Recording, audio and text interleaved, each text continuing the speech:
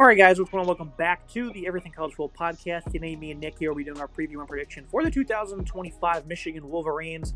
Loading this coaching staff, Sharon Moore will enter his second year in the role as lead man.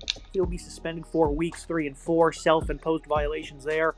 Chip Lindsey, first year in the role as offensive coordinator, and then Wink Martindale, his second year as the defensive coordinator. 6th ranked high school class, 35th on the portal. 2024 results. They went 8-5, including big wins over Ohio State and Alabama, so I'd consider that a pretty successful season for Michigan. Getting things started with this offense. Another reason why they're incredibly impressive what they did last year, Nick, is this offense was flat out abysmal. I mean, you see the numbers on screen, right? They couldn't score, had no passing attack. They had like 40 or 50 more yards per game through the air than I think it was Navy, Nick. So, I mean, that shows you how down in the dumps they were with coming to throw the football. QB battle will continue into 2025, but a lot more upside here as Mikey Keene comes over from Fresno State. Shows good throw and the run ability. Nice flick of the wrist on his throws. I thought he handled the blitz pretty well. Has a nice touch on his throws downfield. Doesn't have the strongest of arms. Red zone accuracy was very impressive. He's had 21 interceptions over the last 2 years. Seems to be a pretty good one-read thrower, but as it's led to some bad habits for sure. Panic throws across the middle, or just goes the go routes instead of trying to navigate the plane of the field. He'll also pull the trigger too quickly on his first read. So plenty to like and not like when it comes to Mikey Keene. And of course, he's going to battle the top-ranked recruit who they flipped late in the cycle, Bryce Underwood, Nick. This guy shows great velocity across the middle. He can fire in the tight windows. The touch and the anticipation checks out. Really has improved his mobility and his skills of making plays on the move. Impressive pocket awareness for his age. He's 6'4", 210. He's considered the future of the program, but is it too early to get him the nod, or do you think Keene, the veteran, is going to get the start early? I think you have to start Bryce Underwood. I wouldn't encourage that. I've actually been very adamant on this program that you should not start true freshman quarterbacks at high-level programs, particularly in the SEC or the Big Ten. But I think the Bryce Underwood situation is a little bit different here. They paid a lot of money to Bryce Underwood to get him to come to Michigan, and he's not going to want to sit there and wait to get his opportunity to start. He wants to be the starter, and I'm sure that was part of the recruiting pitch when they flipped him. A guy from in-state, just outside Detroit, they ended up flipping and landing here, about 6'4", 205 as a quarterback. This is a kid that's got all the upside in the world, was the number one player in the class for a reason. People saying he's overrated, obviously. I think they're just a little bit, kind of moving to make comments to be a hater for no reason here. I think this kid's a real deal potentially, right? It's definitely tough trial by fire to go out there and play early on in your career. Michigan does not have a super easy schedule early on. They do play at Oklahoma, which would be a tough place to certainly make your second career start. Mikey Keene could be a solid option if they want to roll with him. Mikey Keene had a decent season last year at Fresno State, 2,800 yards passing, 18 touchdowns is not bad. The 11 interceptions is certainly concerning, although he was pretty accurate with 70% comp rate. Did play against Michigan last year in the Big House, so he's got experience playing there, although it didn't go great for him. 235, a touchdown, and 2 picks, and what was ultimately a loss to the Wolverines to open last year. If they roll with Keene, I wouldn't be entirely surprised, but I feel like this staff's going to want to roll with Underwood here. Such a high-value prospect and such a high-profile, high-ceiling quarterback here that has, all the projections to be a first-round prospect in the future here. You flip him late in the cycle. You pay him a ton of money. You don't do that for no reason. You want to play the kid. They're going to try and get him on the field early on, in my opinion. I think he's going to be the opening day starter. Yeah, sorry, I said like 40 or 50 more yards per game throwing the air. That was completely inaccurate. My notes say they had 6 more yards per game than Navy did throwing the football, Nick. That's how bad they really were. And for it to get better, these weapons are going to have to really, step up their play as well, because I don't think this wide receiver group is all that. Donovan McCulley is a great addition from Indiana. He's a converted quarterback who really showcased strong hands. He's a nice separator near the goal line in man coverage. Ran plenty of curls and was able to haul in easy throws. He should really continue to develop. What I just read off all happened at 2023 for Indiana at 6'5", 203 as he was hurt all of last season. The rest of the group is pretty lackluster. Frederick Moore, only 15 career receptions. Peyton O'Leary's an ex-walk-on, has only 13 grabs and hasn't been much of a factor so far. Anthony Simpson had 800-plus yards in 2023 for UMass. He also missed last season due to an injury. Might have something there, though. Samaj Morgan, he's been a good speed player, but he's only averaging 7 yards per catch through 2 seasons. Never seen a worse number than that in my life from a pass catcher, Nick. They also have 2 freshman arrivals that might be forced into action soon. Jamar Brower and a top 90 recruit and Andrew Marsh. They also get back their top blocking tight end, Marlon Klein. Max Bredesen's mainly a fullback role, also a really good blocker. So they have some good physicality for the run game. When it comes to pass catching production, man, I just don't know what they're going to get from anybody. This is a weak wide receiving room. There's no sugarcoating that. This is just a weak unit here. Whoever's going to start at quarterback is not going to have a whole lot of help.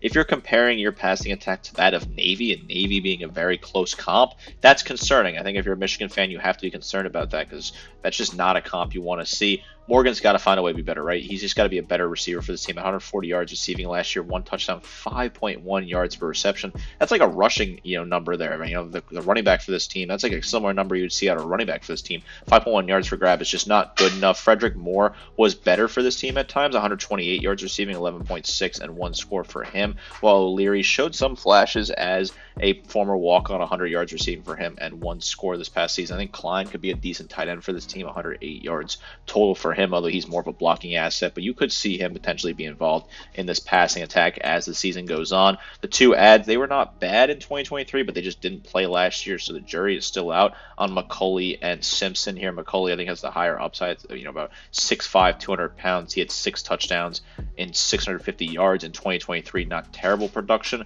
while Simpson was not bad at UMass at times, but it's kind of a stretch to say that he was not, super good or anything like that for that program. So, I think this is something where you have to be a little bit concerned about what this looks like overall. I think this is a very weak wide receiver room, but I'd certainly be concerned about it if I was a Michigan fan.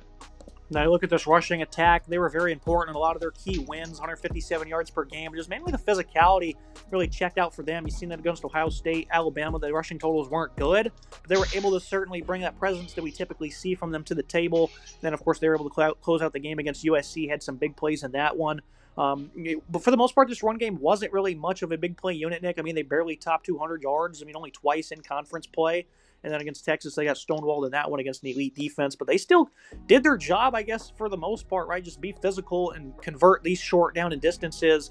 And you look at what they have now bringing to this table is Justice Haynes from Alabama, a guy who has elite balance. I think he's a finisher, good quick feet, lateral agility, short area burst. I think he's a downhill one-cut type of runner.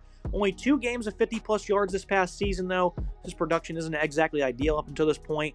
Jordan Marshall, 5'11", 210, got a long leash in the bowl game. I thought he played quite well. Got 24 carries as a workhorse, showcased nice toughness, visions. The patience was really there. So pretty impressive performance from Marshall. Micah Capana, redshirt freshman with some good burst. They also added vets in C.J. Hester and John Volker as depth pieces. They also got a 4-star from IMG Academy and Donovan Johnson, who's a power back. They have plenty of options here. I think this can be a nice 1-2 punch with Marshall and Haynes, Nick, and after that, they can have a bit of variety that they can use. And of course, again, Max Bredesen's back to pave the way for them. So this run game, I think, will improve. I think this run game will get better as time goes on. I think this will be a better part of this offense certainly this year. I think Justice Haynes was good for Alabama at times. Obviously, you were hoping a little bit more for him last year, but he didn't really live up to the full expectations for the offense last year. But he was still solid at times for this Alabama team. I think he's a guy that you add in here that could be solid. 7 rushing touchdowns last year, about 450 yards rushing. Decent numbers there. Marshall had a really good bowl game against aforementioned Alabama, 100 yards rushing in that game. They gave him a ton of touches, though, so obviously a long leash, had only 120 yards on the season. But you saw some positivities for him in the bowl game, even though he didn't get in the end zone. I think this is a unit that will get better throughout the season. I think that they're going to find a way to improve as the season fully goes on, and they'll be a really good unit overall for this offense. Now you look at the offensive line. For the Wolverines, Evan Link, he's going to move over to left tackle after a tough debut season at right tackle. He got smoked versus Texas early on in the year, struggled with his hands, kept getting ripped, poor balance, didn't play with great confidence either, significantly struggled in pass protection during the year, but was much better with consistency late in his debut season. Brady Norton spent his entire year with Cal Poly as a left tackle. Looks like they're going to be moving him to left guard, though, at 6'3", 275. Greg Crippen at center was solid in his first year starting, but he's just show more consistent pop in the run game. I really like his agility, has some good balance, nice feet, but he can struggle versus bull rushes, so that's where his negative is. Also struggles to anchor a good bit. Giovanni El Hadi at right guard has some really strong performances in pass pro last fall. Likely they'll remain at that spot. Andrew Sprague got the start at right tackle versus Alabama in the bowl game, and he was quite good. He's a towering 6'8", 305, top 70 recruit in last year's class. I think this is a pretty good offensive line here. Some inexperience, but good upside overall. Pass protection was actually quite good for Michigan last year, Nick. And I think Link, we see this a lot where these true freshmen get thrown to the wolves at these tackle positions and they struggle, but over time they get better. It's been a constant theme in CFB over the past couple of years, right? So I think Link will certainly improve. And I think this is a respectable offensive line. It's one of the better ones in the conference. Yeah, I think Link will improve as time goes on. He's probably more better suited to play at left tackle, and they'll be just fine for him. And solid. Brady Norton could be really solid. He's a versatile player. Play him at right tackle or left guard. He's a guy that you can get a whole lot out of on this offensive line. I think Greg Crippen's a really good center, a good leader for this team, probably the best asset on this offensive line. While the right tackle Andrew Sprague was better as the season went on. I'm not worried about this offensive line. I think this offensive line will come to its own. Michigan's been pretty good at building strong offensive lines throughout the year. I think the upside is really solid here, and these guys will develop throughout the season. Now we look at the offensive verdict here. Michigan was awful last year due to limitations at quarterback. And even if Underwood is a true freshman, he's the top-ranked one. And those guys typically deliver. Wolverines will also need young guys at pass catcher to step up. But even with Navy-like pass numbers, they grinded out some impressive victories. I expect to see more balance, but I think the ceiling is quite capped with this passing attack just due to the lack of talent at pass catcher. Plenty of excitement here, though, Nick. You got a really good offensive line, a run game that has proven to dominate college football over the last couple of years. And if you can be that bad at throwing the football and still beat Ohio State and contend with some of the other top dogs in the conference, win your bowl game, that is a lot of excitement for me, Nick. So I think this offense, it's a work in progress, right? But if they can figure some things out at wide receiver, they're going to be really good. Look, this offense can't get worse, right? They can only get better from here. I don't think they'll be anywhere near as low on those numbers. 22 points per game, 113th in the nation. It's just very poor for a Michigan program, a program that went to the national title 2 years ago and was, is a high-level program in the Big Ten. I think they'll be better this year. I think Bryce Underwood will get the opportunity to be the starting quarterback for this team, and he'll develop and turn himself into a really good prospect. The wide receiver room is certainly weak, and that is a big concern for me, but I like what the running back room can do, and the O-line is a really solid physical unit as well. Expecting improvements from this Michigan offense. How much of an improvement will there be? That's a big question mark here. I think it's certainly capped a little bit, but they will find a way to improve and be better this season. Now I move to the defensive side of the ball for Michigan. Big reason, of course, why they won a lot of those games because this defense was flat out elite. The numbers, 20 points per game. I thought they played a lot better than that. Of course, the offense put them in some tough spots. Quick punts, 3 and outs, interceptions and whatnot. So I thought this defense was certainly a lot better than those stats might indicate, Nick. But 10th in terms of yards per game certainly checks out. They returned 5 starters. Biggest concerns, the D-line goes under a bit of a revamping. The interior defensive line replaces 2 first-rounders. I like the guys they have in place for this year. They'll replace them, though. Rashawn Benny, 6'4", 296. Really like the way he plays the game. He's a strong run defender in the hole. Impressive athletic ability. He moves laterally very well. He's going to be a high-end performer for them. Trey Williams, 315 pounds, but never really made an impact at Clemson. Same goes for Damon Payne, 313-pounder from Alabama. Showed good tape at times with strength to fight off double teams. He moves laterally quite well as also. Trey Pierce, an ex-3-star, enters his 3rd year, but hasn't played much to this point. Ida expected to have a larger role in the interior after being a high-ranked edge prospect. The defensive end department also has 2 vets at the helm. Derek Moore, one of the nation's most underrated pass rushers, showcases great quickness, should really impress the top dog up front. TJ Guy, on the other hand, was very efficient. Second on the team in sacks, was good versus the run despite playing more limited snaps than some of the starters. Cameron Brandit was solid in his appearance. He and Dominic Nichols, a 3-star in last year's class, so big responsibilities as a backup edge. They're going to be just fine up front, Nick. I know you're going to lose 2 first-rounders that were straight up elite in all regards. I don't think there's going to be much of a fall-off here. Moore and Benny, those were 2 guys who were standouts for the national title team. And guess what? They're still here. Yeah, this is certainly a unit that's still got a lot of good production that's here, even if they lost 2 top guys here. I like what they have. I think TJ Guy is a really good player for this team. 32 total tackles, 7 tackles lost, 5.5 sacks. Or Rashawn Benny is a really good player, a veteran that's been around for a while. 29 total tackles, 4 tackles lost, 1.5 sacks, 2 pass breakups. Derek Moore was good for this team. One of the better players, underrated players in the nation on the defensive line. 23 total tackles, 6 tackles lost, 4 sacks, 2 pass breakups. While Cameron Brant was not bad either for this team. 13 total tackles, 4 tackles lost, 3 sacks for him. The 2 adds in the portal I thought were interesting. Trey Williams and Damon Payne. Nothing super crazy in their previous stops. Obviously 2 high-level stops, right? Williams was at Clemson where he had 3 tackles lost, 2 sacks, and a QB hurry, while Damon Payne was a decent rotational depth piece at Alabama, but didn't do a whole lot last year, and limited reps there, only had 14 total tackles. But those are 2 guys with high upside. They were previously at big programs here. Love this defensive line, a really good unit that's still got some really nice depth. Middle of this defense has probably the best 1-2 punch at linebacker in college football. Jayshawn Barham, a guy who showcases elite change of direction, has proven to be a good run defender. He has been in coverage, pretty horrid the last 2 seasons. He is a physical player that hits gaps in a hurry. They'll prove to be a good blitzer, but rarely seemed called. And he even played outside linebacker in high school, so if they need some pass rushing help, I think he can provide in that category. Ernest Hausman, impressive downhill burst, nice backside pursuit ability. Not that good in coverage himself, but he did have a beautiful interception versus Washington where he sunk into the seam route hauled in an athletic grab, showcasing his football IQ as well. Has nice patience versus the screen game, hits with some authority. Behind him, with those two, that is, Jimmy Rolder only saw 200 snaps, but he was impressive in his appearances. Jaden Hood hasn't played much in his 4 years. Not really sure if that will change this fall. As they went to the portal, Troy Bowles from UGA is too good of a talent to not make an impact after a quiet 2 years for the Dogs. He is the son of Todd Bowles, the head coach of the Tampa Bay Buccaneers. He has a good feel in zone. And area Michigan, I just alluded to, has struggled along with, not being that stout in coverage in terms of man. I think he's a player of good IQ and can take on blocks.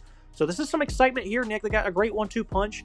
Bowles, with his ability to, probably process things a little bit better, maybe be better in coverage, will lead to him being a great third. What do you make of this group? I like this group a lot. This is a very deep group. They returned their top 2 tacklers from last year, both linebackers. Hausman was the top tackler for this team last year, 89 total tackles, 7 tackles for loss, 2 sacks, and a pick for him, plus a pass breakup. Really good physical athlete, a solid player overall. Barham was solid for this team last year as well. 6'6 total tackles, 4 tackles for loss, 1 sack, and 2 pass breakups. The depth I like a lot as well. Jimmy Rolder was not bad in his rotational reps, 26 total tackles, 2 tackles for loss. Well, Jaden Hood was solid as well at times, but he's really seemingly not reached his full potential yet. I wonder if he'll get more reps this year. 9 total tackles for him, 1 tackle for loss last year. They bring in Bowles from Michigan, who I think was a solid add as well. He'll certainly get some reps early on, and they'll see what he can do. This linebacking core is great. This is a really deep unit with a top duo there, plus some really good depth as well. I like what this linebacking unit can do. And I'll say something about Troy. His dad's been in the NFL since he was a toddler, and they also have a defensive coordinators from the NFL, Nick. So I certainly wonder kind of, things are going to be scripted up for him to get him involved in this defense. I'm kind of excited. That's a little nitbit I'm certainly going to keep on my notepad this season. Yeah, certainly something to keep an eye on, right? You alluded to the defensive coordinator, Wink Martindale, previously being in the NFL for a while. He was with the Baltimore Ravens and the New York Giants. He's, brings a blitz-heavy scheme. He likes to do a lot of different things with his defensive scheme, so I think he'll certainly find a way to get him involved in this defensive unit. I moved to the secondary. Jair Hill was really good during the year at corner. He was banged up, so didn't see as many snaps late in the year, but was tough and resilient. Struggled against Washington and against Texas in coverage. Was pretty strong across the other games, though, including Ohio State. Zeke Berry mainly played in the slot. Played outside corner late in the year. He himself was battle-tested against the Buckeyes, but played well despite being out of position. Appears to be moving to a full-time outside corner role this year. Wasn't all that great, but I think is a good athlete who is, going to do well in his conversion from safety. Josiah Edmond, a high-ranked 4-star in last year's class, brings physicality and ball skills, along with, impressive competitive nature for the position. He's going to slide in as the top backup. A veteran in Caleb Anderson. He was an average player at Louisiana Lafayette. They picked up the Metcalf brothers from Arkansas in Tevis and TJ. TJ was the starting safety for the Hogs last fall, and he was a pretty good run defender. Appears to be in line to start as the slot corner for 2025. Rod Moore, he missed last season but returns to his safety spot. He's been a pretty elite player. 6 interceptions across his last 2 seasons of play. Braden Hillman was a quite strong player in his near 250 snaps. Only gave up a few catches in his appearances. Mason Curtis played about 100 snaps as well, all late in the season. Missed 0 tackles in his appearance, so that's impressive efficiency. Shamari Earls, he's a 4-star true freshman, likely to see big action as cornerback depth is a bit limited. I think this is a good secondary across the board. It'll be interesting to see again how that corner position plays out. But at full strength, they're one of the better units in college football, Nick. But if health starts to play into a factor a bit, they might struggle once again. It's a solid unit that lacks a little bit of depth on that bottom part of the roster. Zeke Berry was good for this team last year, 37 total tackles, 3 tackles for loss, 2 picks, 9 pass breakups. He was really solid in coverage. Same with Hill. He was solid in coverage as well, 35 total tackles, 6 tackles for loss, a pick, and 8 pass breakups. Though he did have some games where he struggled a little bit on the latter half of the season. Hillman was really solid as well for this team. I think he's a good player that they returned, 21 total tackles, 2 tackles for loss, 2 pass breakups overall. And Mason Curtis was solid in his reps, clean, efficient tackler, 8 total tackles, 1 tackle for loss, and a pick for him. I think TJ Metcalf was a really solid add from Arkansas. He showed me some solid strengths last year, 57 total tackles and 7 pass breakups for him. I think he's really solid, had 3 interceptions as well. Good numbers there. Overall, the secondary's got some solid pieces, but the depth I think is a big issue. Certainly when you play those tougher teams later in your schedule where injuries are bound to happen, you'll be banged up and the depth of this unit will be tested. But I do think on the top of the surface, it's a solid unit overall. Looking at the defensive verdict, the Wolverines lose some elite guys up front, so some fall off is expected. I still think they have size and some talent to be effective on a weekly basis, though, including Benny and Moore, who are going to contend for first-team honors. Middle of the defense is one of the nation's best 1-2 punches at linebacker, and that aforementioned secondary would be a good group for the most part. This will be a great defense, and they can be dominant if the offense takes some stress away from them. A minus for me, Nick. I think they can certainly push that up higher if this pass rush proves to be really impressive, and the interior defensive line proves to not have any fall off. Then I think they'll contend for an A plus.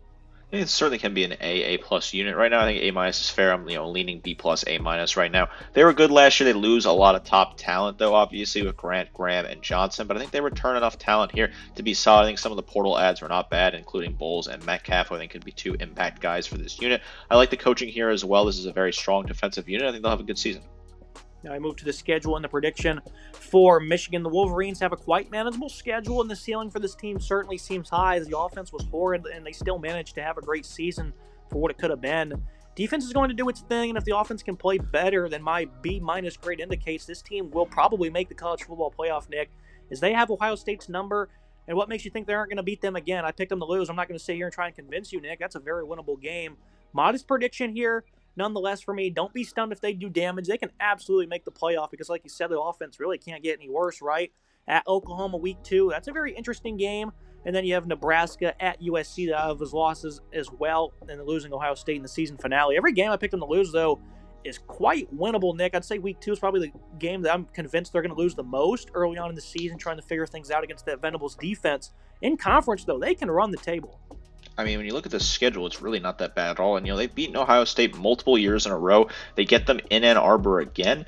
Who's to say they can't beat them if Underwood's playing to a really high-level game as the season rolls around? November 29th is a long time away here. Maybe they could find a way to win that game. That's certainly a game you want to keep an eye on, but I think Ohio State will win that game for now. Schedule outside of that is very manageable. I think I have the same losses as you, right? I think Oklahoma got their number in week 2. That's a good game for Oklahoma to really put a big win on the board. At Nebraska is a very intriguing one. It's turn 20th, right? Michigan could certainly go in and win that game. We've seen Nebraska let down in some big games in the past, but I think Raiola will have a really solid day and they'll find a way to win that game. At USC, I'm trusting the Trojans to do solid things this year. I think they win that matchup, but otherwise the rest of these conference games, I think they win every single game, by 10 to 15 points here. These are some really easy matchups in conference play. Maryland, Purdue, Michigan State, some of the Northwestern, some of the weaker teams in the conference. Certainly a big opportunity for Michigan to run the score up against some of those bad teams here. I like what this team can do. I think the defense is really good. The offense, it has to be better than it was last year. I think it will be because the ceiling, the floor was so low last year. I think you're going to clear that low bar of what that was a brutal offense last year. I think Underwood has a real opportunity to step up and be involved. It's kind of funny that, they're suspending Moore for the 3rd and 4th game, picking and choosing which games they want to suspend him for. I think it's kind of stupid. This whole thing, the whole sign stealing scandal, has kind of just been annoying at this moment in time for me. Whatever, you're going to suspend him for 2 games, but you're going to pick the 2 games, and one of them is going to be against a bottom feeder in Central Michigan.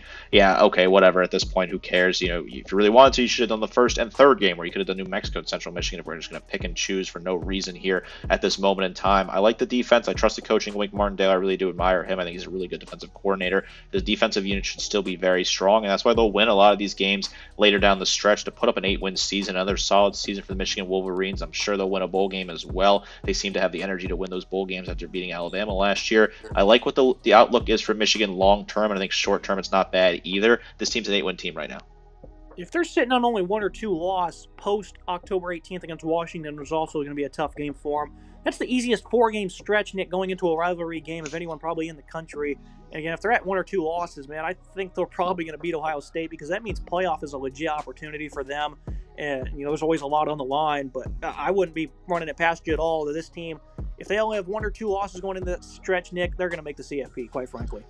If I was an Ohio State fan and I saw Michigan had an opportunity to make the CFB and they were riding the hot hand, they were hosting us on November 29th, I would be scared out of my mind as an Ohio State fan, considering the psychological chokehold that Michigan seems to have over the Buckeyes right now. Would be a very bad matchup. If you're an Ohio State fan, you better hope and pray that they lose a couple of games early in the season, maybe lose that Washington game and put themselves in a tough spot. Because if this Michigan team's hot and in position for a playoff game, similar to the dynamics between Alabama and Auburn, if Auburn's hot and they're in a position for a playoff game, I think Alabama will be in a big trouble traveling to the Plains in the last week of the season. Same deal here. If Michigan's hot and they're hosting Ohio State, I think they can really win that match and put themselves in a very good position. That's me for today's episode. If you guys like, comment, subscribe. See you next time.